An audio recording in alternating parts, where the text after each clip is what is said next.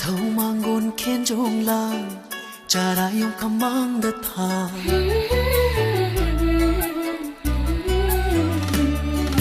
ban thâu mang gôn khen trong làng cha đã yêu khăm mang đất thà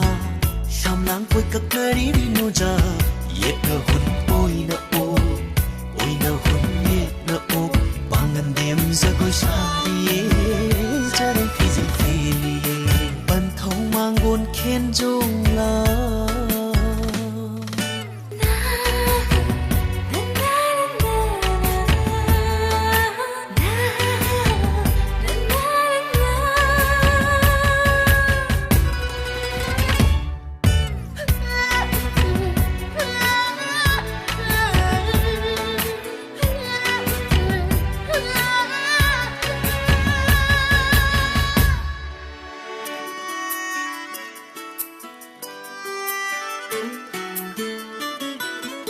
sai nô lật tờ nụ ra ghi nà rung ngã li ta khê lấy ho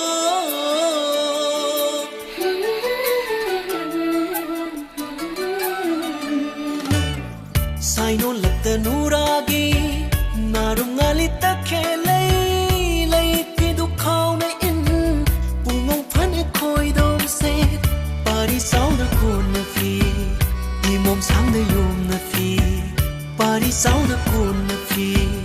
đi mồm sáng nơi yom nơ phi bằng ngân đêm giờ gối xa đi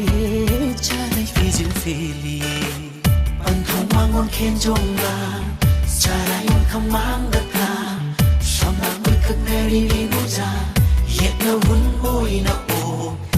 nơ hun yết nơ ô bằng ngân đêm giờ gối xa đi cha đây phi dịu phi li phần không mang ngon khen trong làng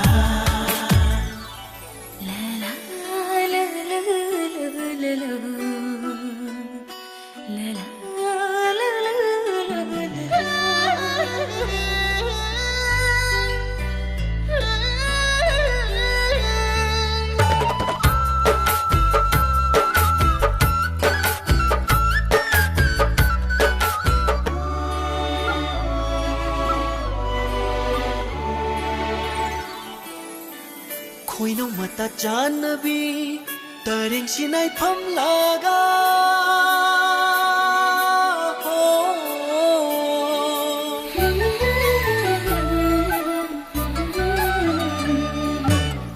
khôi nông mà ta chán nơ bi